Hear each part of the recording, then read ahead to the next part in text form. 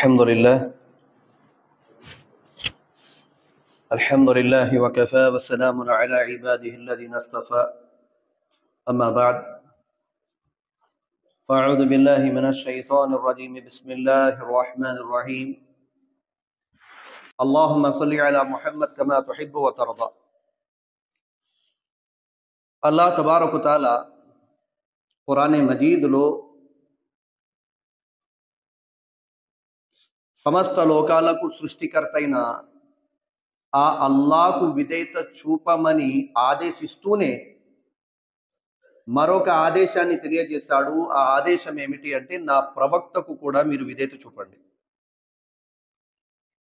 మిమ్మల్ని సృష్టించిన వాడిని, మీకు ఆహారం ఇచ్చేవాడిని, మీకు సమస్త అవసరాలను కూడా పూర్తి చేసేవాడిని, మృత్యువునిచ్చేవాడిని, తీర్పు దినం రోజున లేపేవాడిని, లెక్కపత్రాలు తీసుకునేవాడిని, స్వర్గ నరకాల యొక్క తీర్మానం చేసేవాడిని అల్లా అయినప్పటికీ కూడా అల్లా తబారక తఆలా తనకు విధేయత చూపమని ఆదేశిస్తూనే ప్రవక్తకు కూడా విధేయత చూపమన్నాడు. ఓ విశ్వాసులారా, మీరు అల్లాహకు విధేయత చూపండి మరియు అల్లా యొక్క ప్రవక్తకు కూడా విధేయత చూపండి. కేవలం అల్లాహకు మాత్రమే విధేయత ఆగిపోలేదు. అల్లాహతో పాటు ప్రవక్త హజరత్ ముహమ్మద్ సల్లల్లాహు తఆలా అలైహి వసల్లం గారికి విధేయత చూపమని కూడా ఆదేశించడం జరిగింది. మరో చోట అల్లాహ్ తబారక తఆలా తెలియజేశాడు. ఏమని? ఎవరైతే ప్రవక్తకు విధేయత చూపుతారో వాస్తవముగా వారు అల్లాహకు విధేయులవుతున్నట్టు అన్నాడు అల్లా. ఎవరైతే ప్రవక్తకు విధేయత చూపుతున్నారో వారు వాస్తవముగా అల్లాహకు విధేయులవుతున్నట్టు అన్నాడు అల్లా. అంటే ఇక్కడ క్లియర్గా మనకు అర్థమవుతుంది, ప్రవక్త వారి యొక్క విధేయత గురించి, ప్రవక్త వారి యొక్క అనుసరణ గురించి ఈ సమస్త లోకాల సృష్టికర్త అయిన అల్లా ఆజ్ఞ ఉంది. ఆయన ఆజ్ఞాపిస్తున్నాడు, ప్రవక్త వారికి విధేయత చూపండి, ఆయన మాట వినండి అని అల్లా యొక్క ఆదేశం. మరో చోట అల్లా తబారక తఆలా ఈ విషయాన్ని తెలియజేశాడు. ప్రవక్త మీకు ఏదైతే ఇచ్చాడో దాన్ని స్వీకరించండి, దేని నుంచి అయితే ప్రవక్త మిమ్మల్ని వారించాడో దాని నుంచి మీరు ఆగిపోండి. అంటే ప్రవక్త వారు అనుమతి ఇచ్చినవి మీరు స్వీకరించండి, ప్రవక్త వారు వద్దు అన్నారు, చెయ్యొద్దు అన్నారు, వాటి జోలికి మీరు వెళ్ళకండి.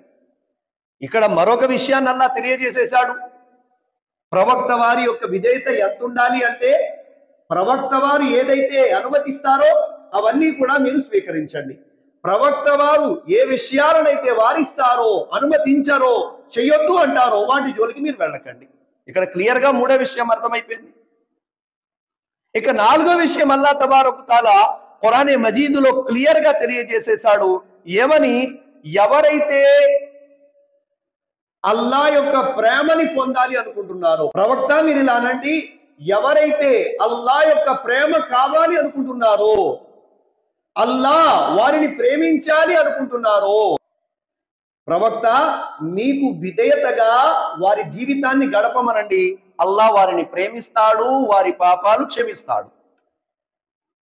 అంటే అల్లా ప్రేమించాలి అంటే, అల్లా మన పాపాలు క్షమించాలి అంటే అల్లా యొక్క ఆదేశం ఏమిటి అంటే, నా ప్రవక్త యొక్క అడుగు జాడల్లో నడవండి. ఇక్కడ క్లియర్గా అల్లా తబారక తఆలా తెలియజేసేశాడు. అయితే సోదరులారా, సోదరీమణులారా, దైవ ప్రవక్త హజరత్ ముహమ్మద్ సల్లల్లాహు అలైహి వసల్లం కూడా హదీసులో క్లియర్గా కొన్ని విషయాలు తెలియజేసేశారు. ఏమని తెలియజేశారు? అల్లాహ్కే నబీ అన్నారు, నా అనుచర సమాజం అందరూ కూడా స్వర్గానికి వెళ్తారు, వారు తప్ప. శిష్యులు ప్రశ్నించారు, ఓ ప్రవక్త, ఎవరు వారు స్వర్గంలోకి వెళ్ళలేని వారు? ప్రవక్త వారు అంటున్నారు, ఎవరైతే నాకు విధేయుల జీవితం గడుపుతారో, ఎవరైతే నాకు విధేయత చూపుతారో వారు స్వర్గానికి వెళ్తారు, ఎవరైతే నాకు అవిధేయులు అవుతున్నారో వారు స్వర్గానికి వెళ్ళేవారు కాదు. అంటే ప్రవక్త వారి విధేయత స్వర్గానికి మార్గము, ప్రవక్త వారికి అవిధేయత అనేది స్వర్గం నుంచి దూరం అవడానికి మార్గము, అంటే నరకానికి మార్గము. అయితే సోదరులారా, సోదరీమణులారా, మరి ప్రవక్త వారి యొక్క విధేయత గురించి ఈ విధంగా ఖురానే తెలియజేసింది, ఈ విధంగా అల్లాహ్ యొక్క ఆదేశాలే ఉన్నాయి. మరి అలాంటి ప్రవక్త వారి యొక్క సుగుణాలు మన జీవితంలో రావాలి అంటే, ఆ ప్రవక్త వారి యొక్క జీవన విధానం మనకి తెలియాలి అంటే, మనము ప్రవక్త వారి యొక్క జీవితాన్ని అధ్యయనం చేయాల్సిన అవసరం ఎంతైనా ఉంది. కానీ ప్రస్తుత సమాజంలో కొందరు ఇలా తయారైపోయారు, కేవలం ఖురాన్ ఉంటే సరిపోద్ది, హదీస్తో అవసరం లేదు. నౌజు బిల్లాహ్, అల్లాహ్ క్షమించుగాక. కొందరు ఇలా తయారైపోయారు, కేవలం అల్లాహ్ యొక్క ఆజ్ఞ పాటిస్తే సరిపోతుంది, ప్రవక్త వారి సాంప్రదాయం అవసరం లేదు. నౌజు బిల్లాహ్, అల్లాహ్ క్షమించుగాక, అల్లాహ్ మనల్ని రక్షించుగాక. అందుకే దైవ ప్రవక్త సల్లల్లాహు అలైహి వసల్లం గారు 1400 సంవత్సరాల క్రితమే అన్నారు, ప్రజలారా ఒక కాలం ఇలా రానున్నది, అప్పుడు కొందరు మెత్తని పరుపుల మీద పడుకొని వారిలాగా అంటారు, ఏమని, మనం కేవలం ఖురాన్ లో హలాల్ అని అల్లాహ్ చెప్పిన మాటని మనం ఆచరిస్తే సరిపోతుంది, కేవలం ఖురాన్ లో హరామ్ అని చెప్పిన మాటని మనం దూరంగా ఉంటే సరిపోతుంది అని చెప్పంటారు. జాగ్రత్త, అల్లాహ్ కే నబీ అన్నారు, జాగ్రత్త, అలాంటి వారిని మీరు దగ్గరికి రానివ్వకండి, మీరు కూడా వారి దగ్గరికి వెళ్ళకండి అన్నారు అల్లాహ్ కే నబీ సల్లల్లాహు అలైహి వసల్లం. ఎందుకు ఈ మాట చెప్పారు? అల్లాహ్ యొక్క ఆదేశం ఉంది. ఏమని? విశ్వాసులారా అల్లాహ్కు విధేయత చూపండి, అల్లాహ్ యొక్క ప్రవక్తకు విధేయత చూపండి అని చెప్పి. వీళ్ళు ఏమంటున్నారంటే, అవసరం లేదు, అల్లాహ్ మాట అంటే సరిపోతుంది. ప్రవక్త ఎక్కడి నుంచి వచ్చాడండి? నౌజు బిల్లాహ్, ప్రవక్త రాకుండా ఖురాన్ ఎవరిచ్చారండి? ప్రవక్త రాకుండా ఖురాన్ ఎవరు ఇచ్చారండి? మీ ఇంట్లోకి వచ్చిందా ఏంటి జిబ్రాయిల్ తీసుకొచ్చి? అస్సలాం అలైకుం అఫ్రోజ్ భాయ్, మీకు ఖురాన్ వచ్చింది, అల్లాహ్ పంపించాడని చెప్పి రాత్రి తీసుకొచ్చి ఇచ్చారా? అస్సలాం అలైకుం బాబ్జీ భాయ్, విశాఖపట్నం మీకు ఖురాన్ వచ్చింది, అస్సలాం అలైకుం ముఫ్తీ సాబ్, మీ ఇంట్లో ఖురాన్ వచ్చింది ఏంటి? ఇలా వచ్చిందా? కాదు కదా. అంతిమ ప్రవక్త, ఆఖరి ప్రవక్త హజరత్ ముహమ్మద్ సల్లల్లాహు అలైహి వసల్లం గారి యొక్క హృదయ పలకంపై అల్లాహ్ తబారక తఆలా జిబ్రాయిల్ అమీన్, దైవదూతల యొక్క నాయకుడు జిబ్రాయిల్ అలైహిస్సలాతు వస్సలాం గారి ద్వారా ప్రవక్త వారికి అందజేశాడు కదా ఖురాన్ని. ఆ ప్రవక్త అవసరం లేదా? అల్లాహ్ క్షమించుగాక. ఏ ప్రవక్త గారి ద్వారా అయితే ఖురాన్ మీ ద్వారా చేరిందో, ఏ ప్రవక్త వారి ద్వారా అయితే ఖురాన్ ప్రపంచ మానవులందరికీ కూడా అల్లాహ్ తబారక తఆలా పంపించాడో, ఆ ప్రవక్త అనుసరణ అవసరం లేదా? సోదరులారా, పెద్దలారా, అందుకోసమే అల్లాహ్ కే నబీ అన్నారు, జాగ్రత్త, ప్రళయానికి ముందు ఇలాంటి ప్రజలు వస్తారు, వారు కేవలం ఖురాన్ అంటేనే సరిపోద్ది అంటారు, ఇంకా ప్రవక్త వారి మాట అవసరం లేదంటారు, ప్రవక్త వారి బోధనలు అవసరం లేదంటారు. జాగ్రత్త సుమా, అలాంటి వారిని మీ దగ్గరికి రానివ్వకండి, మీరు కూడా వారి దగ్గరికి వెళ్ళకండి. బాధాకరమైన విషయం ఏమిటంటే, ఈ రోజున సమాజంలో ఏదో 1-2 వీడియోలు చూసి ఖురాన్లో లేదంట కదండి గురువు గారు, ఇది ఎందుకు చేయమన్నారు మీరు, నాకు అర్థం కావట్లేదు. ఖురాన్ ఒక్కటే కాదు నాయనా,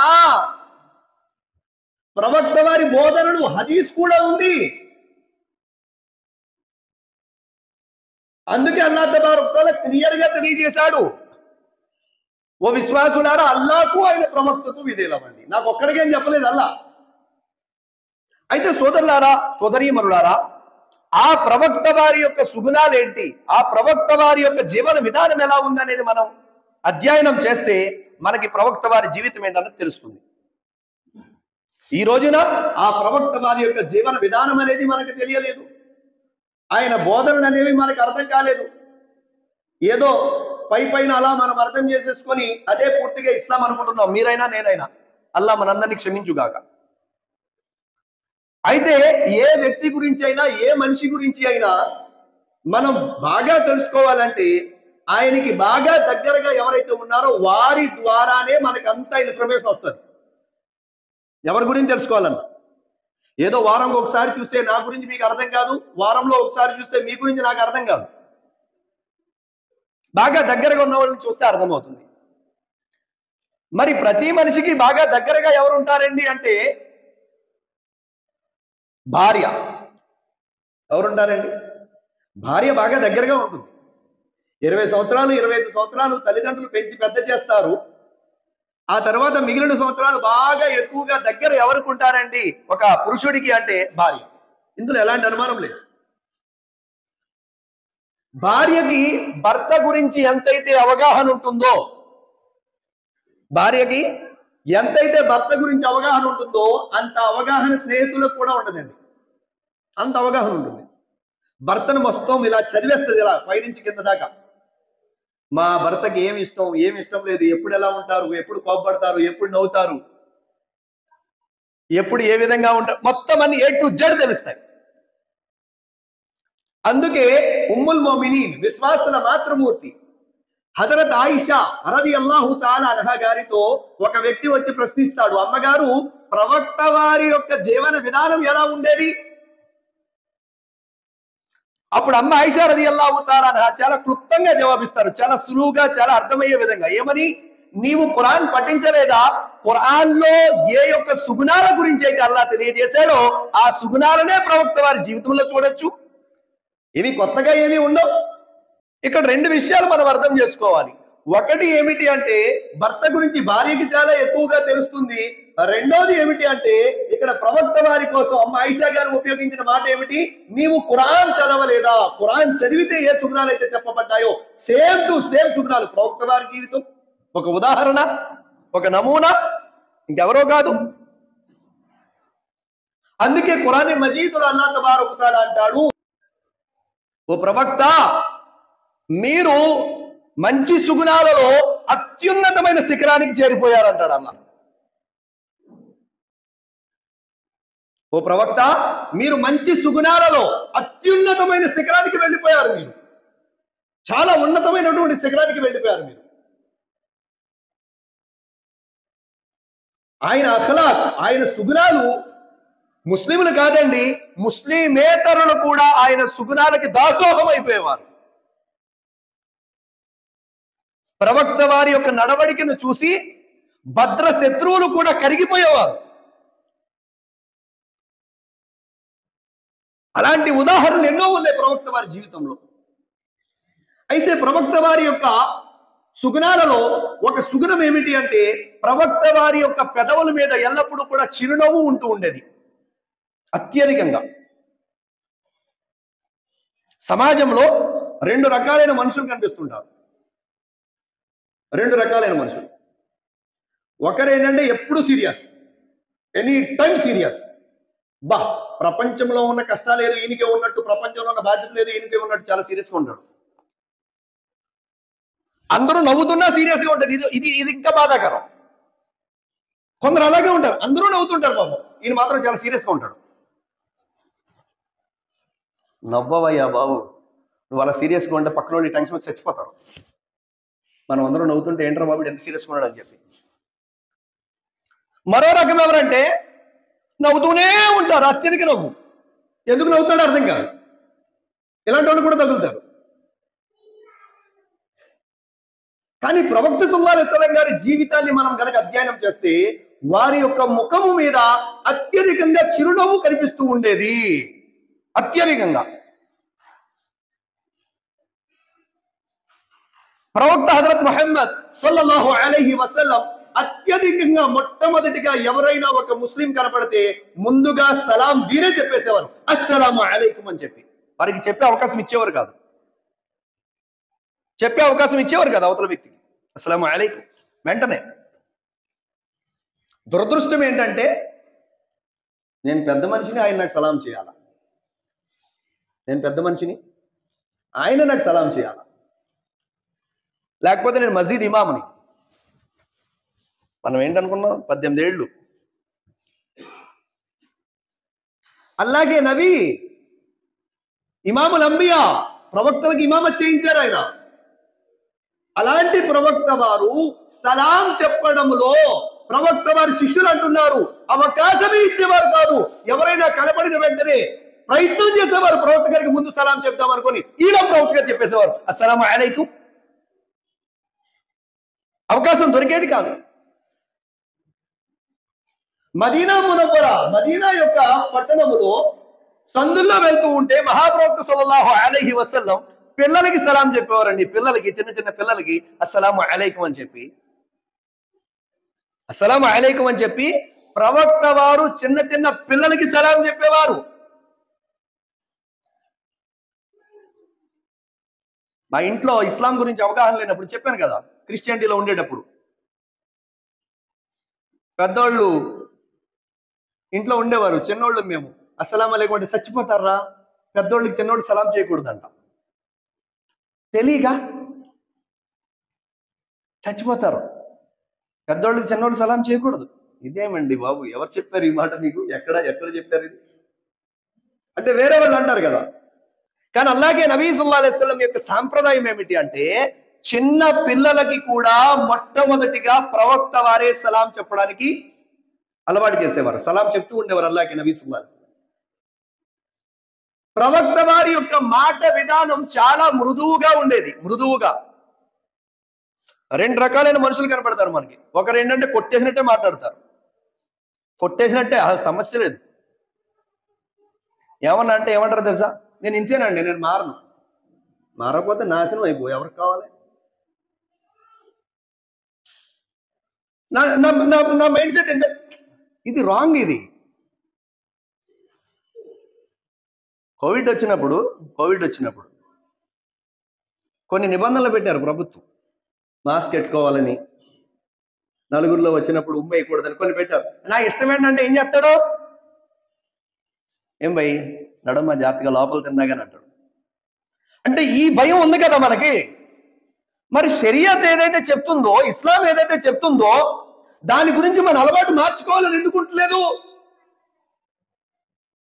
నాకు ముందు లేదు, కరెక్టే, ఓకే, ఇప్పుడు తెలిసింది, ఇప్పుడు మారాలనే ప్రయత్నం చేయాలి కదా. ప్రవక్త హజరత్ ముహమ్మద్ సల్లల్లాహు అలైహి వసల్లం చాలా మృదువుగా మాట్లాడేవారు, చాలా మృదువుగా. రెండవది, ఎవరి మనసును కూడా బాధ పెట్టేలా మాట్లాడేవారు కాదు. ఇది చాలా ఇంపార్టెంట్. ఇస్లాం గురించి బోధించాలండి, బోధించకూడదని చెప్పడంలా. కానీ బోధించే విధానం ఎలా ఉండాలి అంటే, అవతల వాళ్ళ యొక్క మనసు విరిగిపోయి మనకి దూరం అయిపోయేలా ఉండకూడదు. కొద్దిమంది మసీదుకి రారండి, ఉదాహరణకి రారు, ఆయనకి ఇస్లాం గురించి అవగాహన లేక రాకపోవచ్చు, లేదా వేరే ఏమైనా కారణాలు కావచ్చు.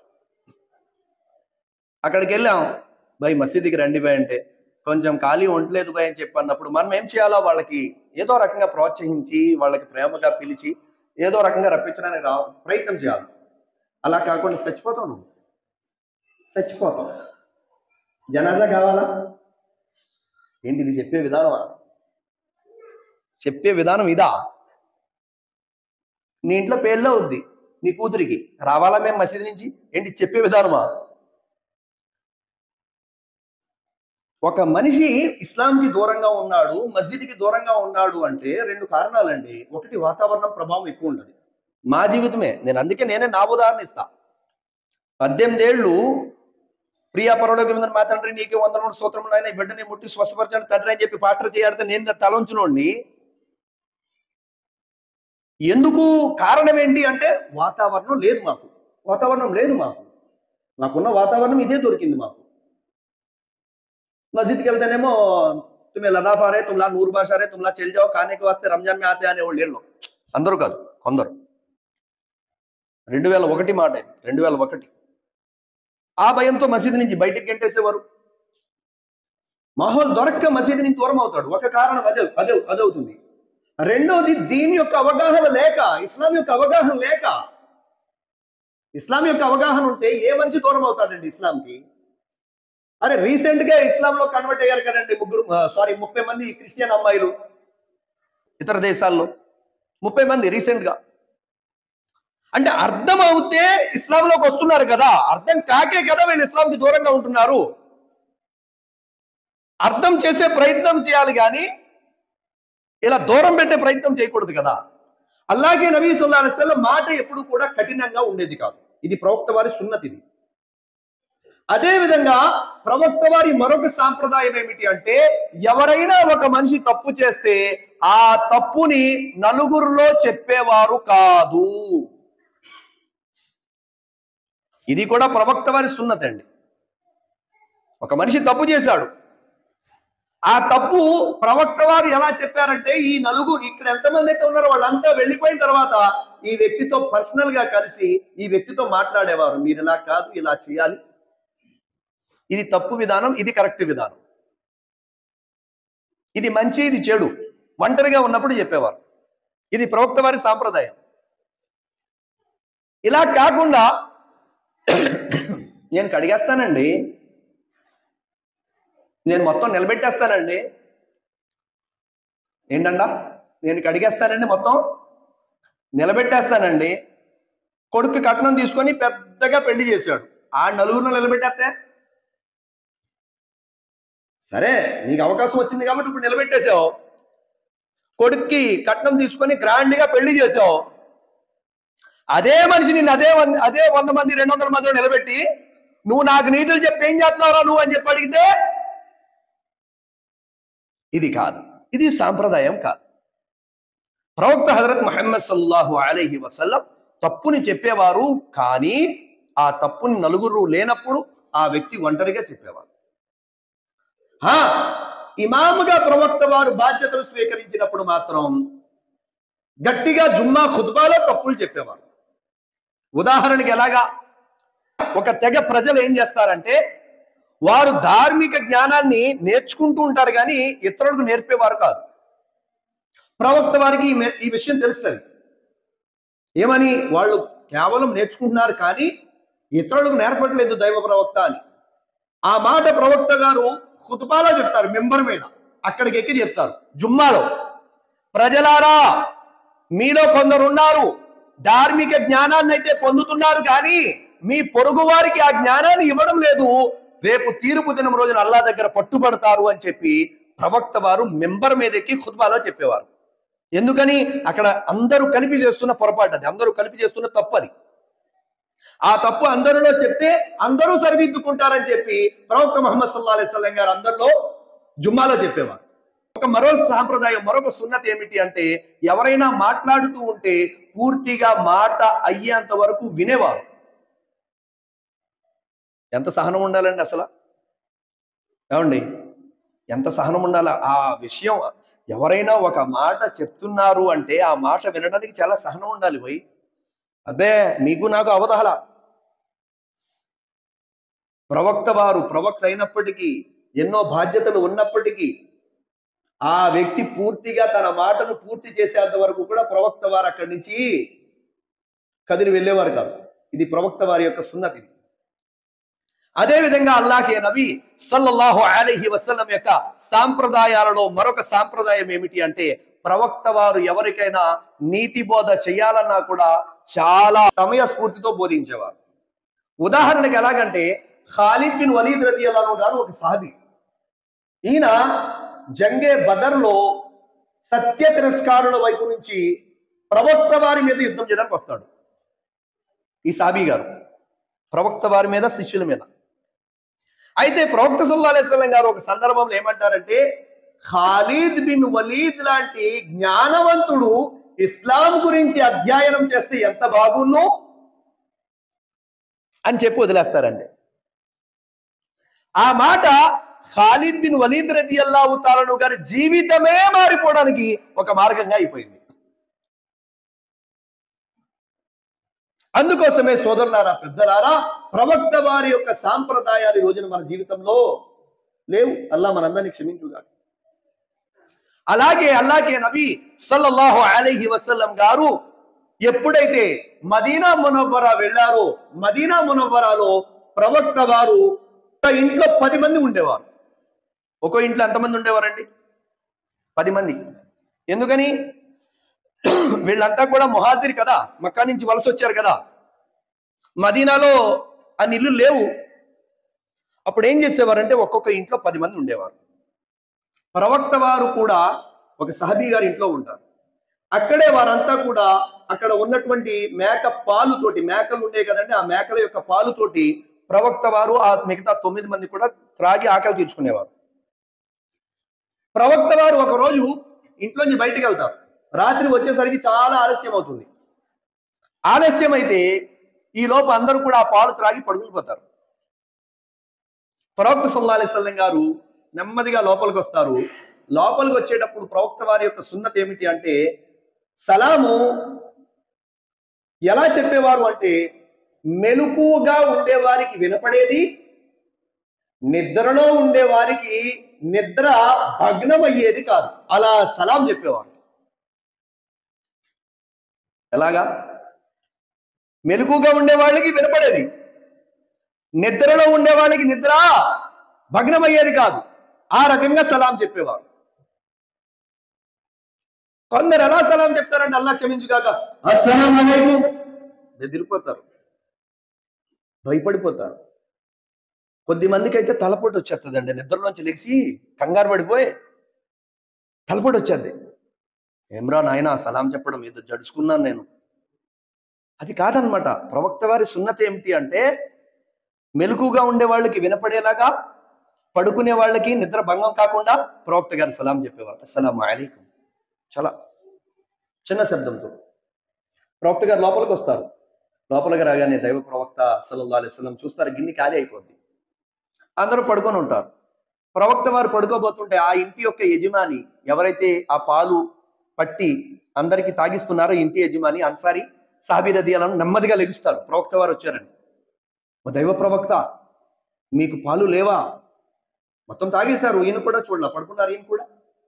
సరే మీరు ఇక్కడే ఉండండి, ఆ మేకని, ఏ మేకదైతే పాలు తీసి త్రాగిస్తున్నానో ఆ మేకని దబా చేస్తాను, ఆ మాంసాన్ని కాస్త మీకు వండి తీసుకొస్తాను అంటే ప్రవక్త వారు అంటారు, కాదు కాదు, మీరు ఇప్పుడు అలా చేస్తే రేపు పొద్దున్న నా శిష్యులు ఇక్కడ ఎంతమంది అయితే ఉన్నారో వీళ్ళంతా కూడా పాలు త్రాగడానికి ఇబ్బంది కలుగుతుంది, ఈ రాత్రి నేను ఇదే విధంగా పడుకుంటాను, మీరు వెళ్ళి పడుకోండి అని చెప్పి ప్రవక్త వారు ఆ రాత్రి ఆకలితో పడుకుంటారు. ఇక్కడ ధార్మిక గురువులు ఏం చేస్తున్నారంటే, ధార్మిక గురువులు ఏం రాస్తున్నారంటే ఇక్కడ వివరణ, ప్రవక్త వారు శిష్యులతో ఉన్నప్పుడు సుఖాలే కాదు కష్టాలు కూడా పంచుకునేవారు. ఇది ఇక్కడ విషయం. ఈ రోజున మనం ఎలా అయిపోయామంటే, సుఖాలు ఇస్తేనేమో సూపర్, ఇంటికి పిలిచాడండి, అబ్బా ఏసీ వేసాడండి వెళ్ళగానే, పిలిచారండి పెద్ద బెడ్ ఇచ్చాడండి పడుకోవడానికి, ఏంటి దీనిగా? అది కాదు, కష్టంలో ఉన్నప్పుడు కూడా అర్థం చేసుకోవాలి, సర్దుకోవాలా. ఇది ప్రవక్త వారి సాంప్రదాయం. ప్రవక్త ముహమ్మద్ సల్లల్లాహు అలైహి వసల్లం దగ్గరికి ఒక పల్లెటూరి వాసి ద్రాక్ష పళ్ళు తీసుకొస్తాడు. ద్రాక్ష పళ్ళు తీసుకొచ్చి ప్రవక్త వారికి ఇవ్వడానికి ప్రవక్త గారి ముందు పెడతారు. పెట్టగానే ఆయన చాలా ఆనందపడుతూ ఉంటాడు, ఇవాళ నేను ప్రవక్త వారికి ద్రాక్ష పళ్ళు తీసుకొచ్చానని చెప్పి. ప్రవక్త వారు ఒక్క ద్రాక్ష పళ్ళు తింటారు, తర్వాత చిరునవ్వు నవ్వుతారు. ఈ వ్యక్తి చాలా ఆనందపడతారు, ఎందుకంటే ప్రవక్త వారు తింటున్నారు, ఆనందపడుతున్నారు. మళ్ళీ ఇంకోటి తీసుకున్నారు, తిన్నారు, ఆనందపడ్డారు. ఇంకోటి తీసుకున్నారు, తిన్నారు, ఆనందపడ్డారు. ఎంతవరకు అంటే ప్రవక్త వారి కోసం ఎన్నైతే ద్రాక్ష పళ్ళు ఈయన తెచ్చారో ఈ పల్లెటూరి వాసి మొత్తం ఒక్క ద్రాక్ష పండు కూడా మిగలకుండా మొత్తం తినేశారు. ఆ వ్యక్తి చాలా సంతోషంగా అక్కడి నుంచి వెళ్ళిపోయాడు. నేనట్టుకు వెళ్ళిన ద్రాక్ష పళ్ళన్నీ ప్రవక్త వారే తిన్నారు, నేనట్టుకు వెళ్ళిన ద్రాక్ష పళ్ళన్నీ ప్రవక్త గారే తిన్నారు అని చెప్పి చాలా సంతోషంగా వెళ్ళారు. ఇంతలో మరో సహబీ అడిగారు, ఓ దైవ ప్రవక్త, మేము ఎప్పుడు కూడా ఇలా చూడలేదు, మీ దగ్గరికి ఏ వచ్చినా కూడా మీరు తింటూనే మీ సహచరులకు పెడతారు, ఇది మీ యొక్క అలవాటు. పాలు వచ్చినా సరే మీరు త్రాగినా త్రాకపోయినా ముందు శిష్యులకి ఇచ్చిన తర్వాత మీరు త్రాగుతారు, లేదా మీరు త్రాగైనా శిష్యులకి ఇస్తారు. మీరు ఎప్పుడు కూడా ఒంటరిగా తాగడం, ఒంటరిగా తినడం మేము చూడలేదు. మరి ఈ రోజున ఏంటి మీరు ఇలా చేశారు అనగానే ప్రవక్త వారు అంటారు ఏమని, ఓ నా శిష్యులారా, ఆయన ఏవైతే ద్రాక్ష పళ్ళు తెచ్చాడో అది చాలా పుల్లగా ఉంది. ఒకవేళ నేను గనక మీలో ఎవరికైనా ఒక్క ద్రాక్ష పండు ఇచ్చిన ఎడల మీరు దాన్ని తిని అయ్యో చాలా పుల్లగా ఉంది, ఎంత పుల్లగా ఉంది ఏంటి అని చెప్పంటే ఆ తెచ్చిన వ్యక్తి మనసు గాయమవుద్దేమో అని చెప్పి ఆ మాట ఆయనకి తెలియకూడదని మొత్తం ద్రాక్ష పళ్ళు నేను తిన్నానయ్యా అని చెప్పి అన్నారు. ఇది అల్లాకే నబీ యొక్క అఖలాక్. ఇది అక్కడ పేరు కూడా పెట్టలేదు అల్లాకే నబీ సల్లల్లాహు అలైహి వసల్లం. ఈ రోజున కొందరు ఎలా ఉంటారంటే పేరు పెట్టని రోజే గడవదు ఇంట్లో భార్యకి. ఏం వండినా ఉప్పు తక్కువ ఉందే, ఏం వండినా కారం ఎక్కువ ఉందే, ఏం వండినా మసాలా సరిగ్గా వేయలేదే, ఏం వండినా ఆయిల్ ఎంత వేస్తే ఎందుకే, ఏం వండినా ఏంటి అన్నిటికీ పేరేనా, ఇంక మీరు వండుకోండి, వచ్చి గొడవ వదిలిపోద్ది. ఇంకా భార్య అదే అనాల, ఇంక మీరు వండుకోండి, ఇంకా గొడవ వదిలిపోద్దని. అలాగే నబీ సల్లల్లాహు అలైహి వసల్లం యొక్క సాంప్రదాయం, వారి యొక్క సున్నతులు మనకు అర్థం కాలేదు. ఉక్బా రదియల్లాహు తాలా అన్హు గారితో ప్రవక్త వారు ప్రయాణమై వెళ్తూ ఉంటారు. హజరత్ ఉక్బా రదియల్లాహు తాలా ఒకే ఒంటి మీద ఇద్దరు ఎక్కాలి. ఆ ఒంటి ఇబ్బంది పడుతూ ఉంటుంది, ఆ ఒంటికి ఇబ్బంది అవుతుంది, ఆ ఒంటి మీద ఇద్దరు ప్రయాణం ఇబ్బంది. ప్రవక్త వారు ఒంటి మీద కూర్చున్నారు. అయితే కాస్త దూరం వెళ్ళిన తర్వాత ప్రవక్త వారు దిగేయమంటారంటే, ఒకబా ఇప్పుడు మీ వంతు మీరెక్కి కూర్చోండి అంటారు. యా రసూలల్లా, నేనెక్కి కూర్చోనా? అల్లాకే నబీ అంటారు, ఒకబా మీరే పైకెక్కి కూర్చోండి, ఇప్పుడు మీ భాగం, మీ వంతు. ఇప్పుడు ప్రవక్త వారు కాస్త దూరం ఉక్బా రదియల్లాహు గారిని పైన ఒంటి మీద కూర్చోబెట్టి నడిచి వెళ్ళారు. ఆ తర్వాత ప్రవక్త వారు ఎక్కారు, ఆ తర్వాత ఉక్బా గారు ఎక్కారు. ఈ విధంగా ప్రవక్త వారు తమ శిష్యునికి కేవలం కింద నడిపిస్తూ వారు ఒంటి మీద ప్రయాణం చేయలేదు, వారు కూడా కింద నడిచి తమ యొక్క గొప్ప సుగుణాన్ని చూపించారు. మనం సుఖపడటమే కాదు, మనతో ఉన్న వాళ్ళని కూడా, మన తోటి వారిని కూడా మనం సుఖపెట్టాలి. అల్లాహ్కి ఇష్టం. ఇదే షరియత్ చెప్పేటువంటి విధానం. ఇది ప్రవక్త గారు చేసి చూపించారు. సోదరులారా, పెద్దలారా, ఈ రోజున ఆ సాంప్రదాయాలు, ఈ రోజున ఆ సున్నతులు ఈ రోజున మనలో లేని కారణంగానే ఎలాంటి పరిస్థితి వచ్చేసింది? ముస్లిం అంటే భయం వేసేస్తుందండి. ముస్లిం అంటే భయం వేసేస్తుంది. ఎందుకని? ఈ రోజున మన సున్నతులు, మన సాంప్రదాయాలు, మన ఆచరణ విధానం మొత్తం మారిపోయింది. అరే చిరునవ్వు నవ్వండియా, చిరునవ్వు నవ్వడం సున్నతు. చుట్టుపక్కల ముస్లింలే కాదు కదా మనతో ఉండేది, ముస్లిమేతరులు కూడా ఉంటారు కదా. ఆ ఒక్క నవ్వండి. ఒక ఆఖరి మాట నాది. అమెరికా నుంచి ఒక ఫోన్ వచ్చింది నాకు. అమెరికా నుంచి, పేరు శివారెడ్డి. ఒక 3-4 years బ్యాక్. పేరు శివారెడ్డి. అస్సలాము అలైకుం అఫ్రోజ్ భాయ్, నేను మీ వీడియోస్ చూస్తుంటాను, మీ వీడియోస్ ఫాలో అవుతూ ఉంటాను అన్నాడు. అల్హమ్దులిల్లా. కానీ అల్లా మమ్మల్ని రక్షించుగాక. 1 ప్రదర్శన బుద్ధి, 2 గర్వం నుంచి. ప్రదర్శన బుద్ధి కూడా నరకానికే మార్గం, గర్వం కూడా నరకానికే మార్గం. అల్లా ఈ రెండింటి నుంచి కూడా మనందరినీ రక్షించుగాక. నేనన్నా అల్హమ్దులిల్లా, చాలా సంతోషం భయ్. ఏం చేస్తారు మీరంటే, ఇక్కడ జాబ్ చేస్తున్నాను అమెరికాలో. నమాజ్ విధానం కావాలి భయ్ అన్నాడు. సరే తప్పకుండా పెడతాను భయ్, PDF ఉంది నా దగ్గర, నమాజ్ నేర్చుకోవచ్చు మీరు. నేను నో ముస్లిం భయ్ అన్నాడు. ఇస్లాంలోకి వచ్చిన వ్యక్తిని. ఇస్లాంలోకి వచ్చిన వ్యక్తి అంటే కొన్ని వేల ఫోన్ నెంబర్లు ఉంటాయి నా దగ్గర, చాలా మంది వస్తుంటారు. అల్హమ్దులిల్లా, చాలా సంతోషం వేసింది, సంతోషపడాల్సిన విషయం ఇది. మాషాల్లా, అల్హమ్దులిల్లా, చాలా సంతోషం. ఎలా వచ్చారు మీరు ఇస్లాంలో కన్నా? ఒక్క చిరునవ్వు, ఒకే ఒక్క చిరునవ్వు. నేను అడిగా, ఎలా వచ్చారు మీరంటే, ఆ వ్యక్తి అన్నాడు, అల్లా మన మాటలు వింటున్నాడు, ఆయన సాక్ష్యం ఉన్నాడు. నా ఆఫీసులో ఒక పై అధికారి ఉండేవాడండి, ఆయన ముస్లిం, చేసేది అమెరికాలో జాబు, కానీ ముస్లిం. ఆయన చాలా పై అధికారి. ఆయన నేను ఎప్పుడు లిఫ్ట్లో వెళ్ళినా ఒక చిరునవ్వు నవ్వేవాడు, అంతే. చిరునవ్వు నవ్వే, మాట్లాడేవాడు కూడా కాదు. నాకు భయం ముస్లిం అంటే. మెయిన్ వాళ్ళ గడ్డాలు అవి చూసి మాకు భయం వేసేది, కానీ ఒక్క చిరునవ్వు నవ్వు వెళ్ళిపోయాడు, అంతే. ఆ చిరునవ్వు నవ్వుతూ నవ్వుతూ నవ్వుతూ మాకు పరిచయం ఏర్పడింది. ఆ పరిచయంలో భాగంగా వారు నాకు బాగా స్నేహితుడైపోయాడు. ఆ స్నేహం ఎంతవరకు వచ్చిందంటే, ఈరోజు నేను ఇస్లాంలోకి వచ్చేంతవరకు వచ్చింది. ఒక్క చిరునవ్వు ఒక ముస్లిమేతరుడి జీవితాన్ని మార్చేసింది. అందుకోసమే సోదరులారా, చిరునవ్వు అనేది ప్రవక్త వారి యొక్క సాంప్రదాయం. చిరునవ్వుతోటే, అందుకే కదా ప్రవక్త వారు ఎప్పుడు ఇంట్లోకి వచ్చినా చిరునవ్వుతో అస్సలాము అలైకుం.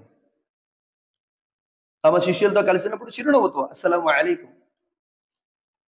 అల్లాహ్ తబారక తఆలా మీకు చెప్పేటువంటి నాకు కూడా ప్రవక్త వారి యొక్క సాంప్రదాయాలన్నీ కూడా తూచా తప్పకుండా ఆచరించే సద్బుద్ధి, సౌభాగ్యం ప్రసాదించుగాక.